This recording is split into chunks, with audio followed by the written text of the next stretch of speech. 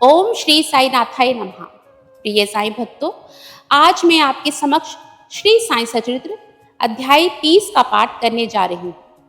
जो भी साईं भक्त पूरी श्रद्धा भाव से इस अध्याय को सुनेगा, बाबा का आशीर्वाद हमेशा उस पर बना रहेगा। मैं अपनी देवा श्री साईनाथ से यही प्रार्थना करती हूँ कि बाबा कृपा दृष्टि बनाए रखना, श्रद्धा की लाज रखना। जाने अनजाने में अगर मुझसे कोई भूल चूक हो जाए बाबा, तो क्षमा करना। अध्याय 30। काका को एक नाथी भागवत देना।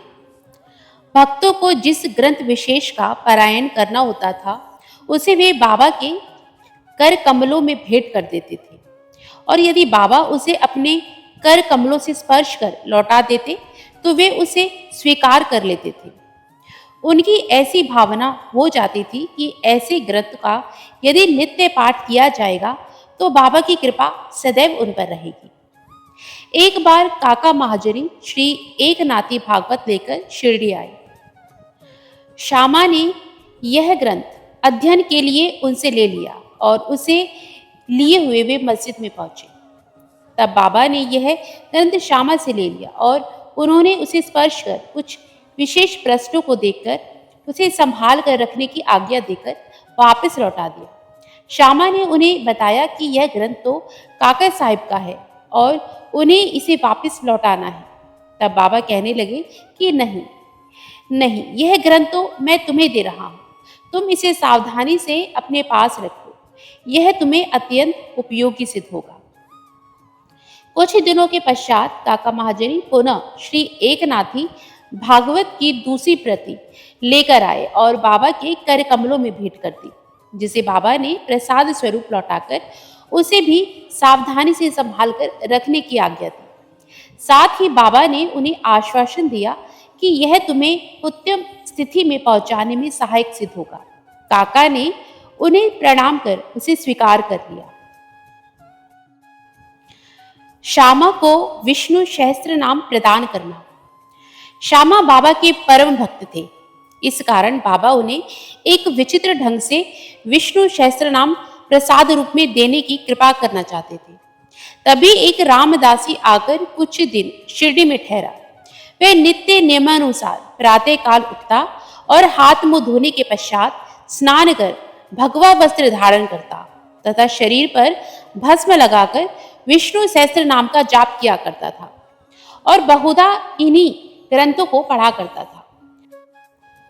कुछ दिनों के बाद बाबा ने श्यामा को भी विष्णु सहस्त्र नाम से परिचित कराने का विचार कर रामदासी को अपने समीप बुलाकर कहा कि मेरे पेट में बड़ी पीड़ा हो रही है और जब तक मैं सोना माखी का सेवन ना करूंगा तब तक मेरा कष्ट दूर ना होगा।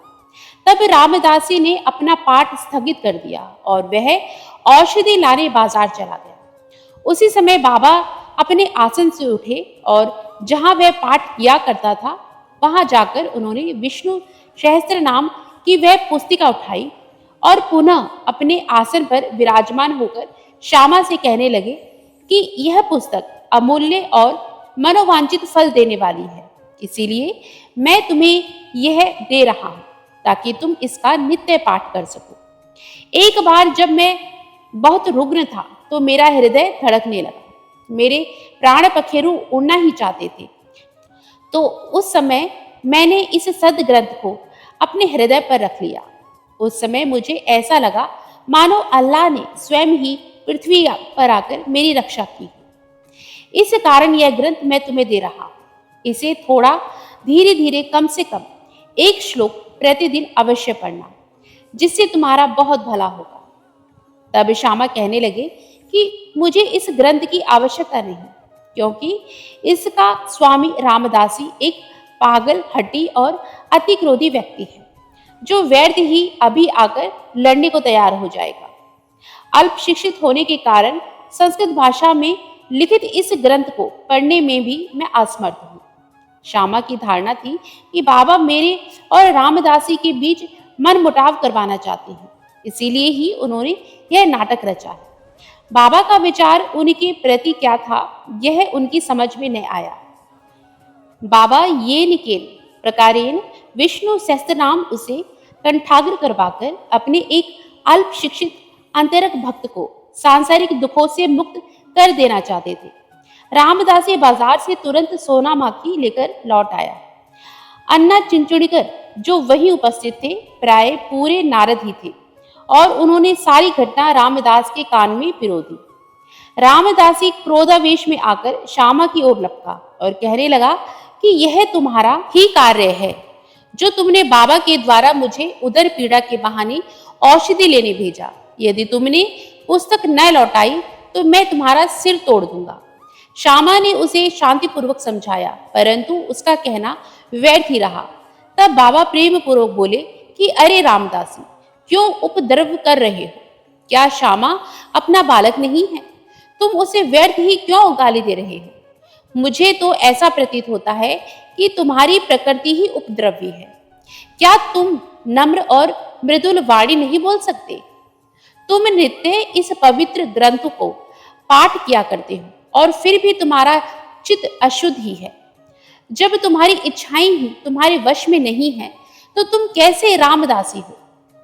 कैसी विचित्र बात है कि तुम्हें इस पुस्तक पर इतना अधिक मोह है। सच्चे रामदासी को तो ममता त्याग कर समदर्शी होना चाहिए। तुम तो अपने बालक श्यामा से केवल एक छोटी सी पुस्तक के लिए झगड़ा कर रहे हो। जाओ अपने आसन पर बैठो। पैसों से पुस्तकें तो अनेक प्राप्त हो सकती हैं परंतु मनुष्य नहीं। उत्तम विचारक बनकर विवेकशील बनो। पुस्तक का मूल्य ही क्या है और उससे श्यामा को क्या प्रयोजन? मैंने स्वयं उठाकर यह पुस्तक उसे दी थी, यह सोचकर कि तुम्हें तो यह पुस्तक पूर्णतः कंठस्थ है, श्यामा को भी इसके पठन से कुछ लाभ पहुंचे। बाबा के शब्दों का प्रभाव रामदासी पर पड़ा। वह चुप हो गया तथा फिर श्यामा ने बोला कि मैं इसके बदले में पंचरत्नी गीता की एक प्रति स्वीकार कर लूंगा। तब श्यामा भी प्रसन्न होकर कहने लगे कि एक ही क्यों, मैं तो तुम्हें इसके बदले 10 प्रतियां देने को तैयार हूं। इस प्रकार यह विवाद तो शांत हो गया। जोग को गीता पढ़ने को कहना।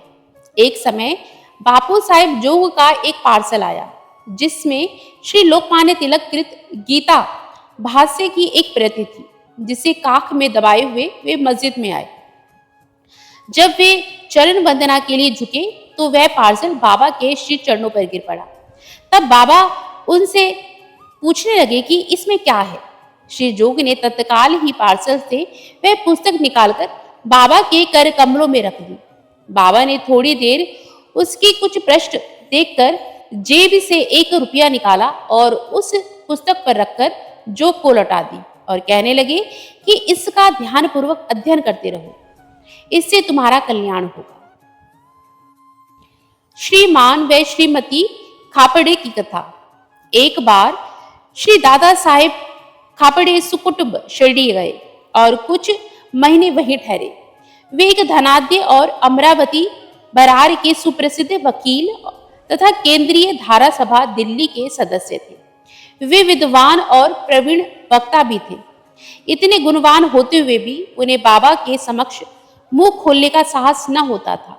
अधिकांश भक्तगण तो बाबा से हर समस्या अपनी शंका का समाधान कर लिया करते थे।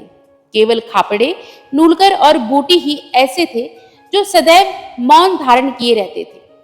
दादा साहेब विद्यारण्य स्वामी द्वारा रचित पंचदर्शी नामक प्रसिद्ध संस्कृत ग्रंथ, जिसमें अद्वैत वेदांत का दर्शन है, उसका विवरण दूसरों को तो समझाया करते थे, परंतु जब वे बाबा के समीप मस्जिद में आए तो एक शब्द का भी उच्चारण न कर सके।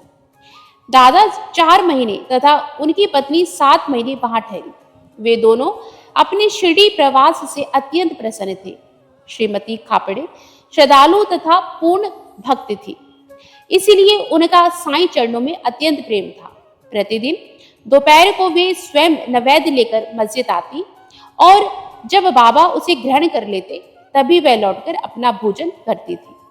बाबा उसकी अटल श्रद्धा की झांकी का दूसरों को भी दर्शन कराना चाहते थे। एक ही दिन दोपहर को वे साझा पूरी भात, सार, खीर और अन्य भोज्य पदार्थ लेकर मस्जिद में आई। अन्य दिनों में भोजन प्राय घंटों तक बाबा की प्रतीक्षा में पड़ा रहता था, परंतु उस दिन वे तुरंत ही उठे और भोजन के स्थान पर आकर आसन ग्रहण कर लिया और थाली पर से कपड़ा हटाकर उन्होंने रुचिपूर्वक भोजन करना प्रारंभ कर दिया। तब श्यामा कहने लगे कि यह पक्षपात क्यों? दूसरों की थालियां पर तो आप दृष्टि तक नहीं डालते, उल्टे उन्हें फेंक देते हैं, परंतु आज इस भोजन को आप बड़ी उत्सुकता और रुचि के साथ खा रहे हैं।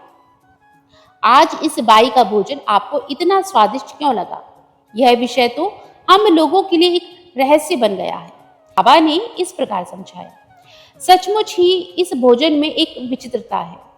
पूर्व जन्म में यह बाई एक व्यापारी की मोटी गाय थी, जो बहुत अधिक दूध देती थी। पशु योनि त्याग कर इसने एक माली के कुटुंब में जन्म लिया। उस जन्म के उपरांत फिर यह एक क्षत्रिय वंश में उत्पन्न हुई और इसका ब्याह एक व्यापारी से हो गया। दीर्घकाल के पश्चात इनसे भेंट हुई है, इसीलिए इनकी थाली में से प्रेम पूर्वक 4 ग्रास तो खा लेने दो। ऐसा कहकर बाबा ने भर पेट भोजन किया और फिर हाथ मुंह धोकर और तृप्ति की 4-5 डकारे लेकर वे अपने आसन पर पुनः आ विराजे। फिर श्रीमती खापड़े ने बाबा को नमन किया और उनकी चरण सेवा करने लगी। बाबा उनसे वार्तालाप करने लगे और साथ साथ उनके हाथ भी दबाने लगे। इस प्रकार परस्पर सेवा करते देख श्यामा मुस्कुराने लगा और बोला कि देखो तो, यह एक अद्भुत दृश्य है कि भगवान और भक्त एक दूसरे की सेवा कर रहे हैं। उनकी सच्ची लगन देकर बाबा अत्यंत कोमल तथा मृदु शब्दों में अपने श्री मुख से कहने लगे कि अब सदैव राजा राम का जाप किया करो, और यदि इसका अभ्यास क्रमबद्ध कर लिया तो तुम्हें अपने जीवन के ध्येय की प्राप्ति अवश्य हो जाएगी। तुम्हें पूर्ण शांति प्राप्त होकर आध्यात्मिक लाभ होगा। आध्यात्मिक विषयों से अपरिचित व्यक्तियों के लिए यह घटना साधारण सी प्रतीत होगी, परंतु शास्त्रीय भाषा में यह शक्तिपात के नाम से विदित है। उसमें गुरु शिष्य में शक्ति संचार करता है। अनंत कोटि ब्रह्मांड नायक राजाधिराज योगिराज पर ब्रह्म श्री सच्चिदानंद सद्गुरु साईनाथ महाराज की जय। ओम साई राम, जय जय साई राम। जिस भी साईं भक्त ने इस अध्याय को सच्चे भाव, श्रद्धा और विश्वास के साथ सुना है, बाबा उसकी सभी मनोकामनाएं पूर्ण करे और बाबा का आशीर्वाद हमेशा उस भक्त पर और उसके परिवार पर बना रहे। यही मेरी श्री साईनाथ के श्री चरणों में प्रार्थना है। ओम साई राम, जय जय साई राम। बाबा सभी साईं भक्तों का भला करें।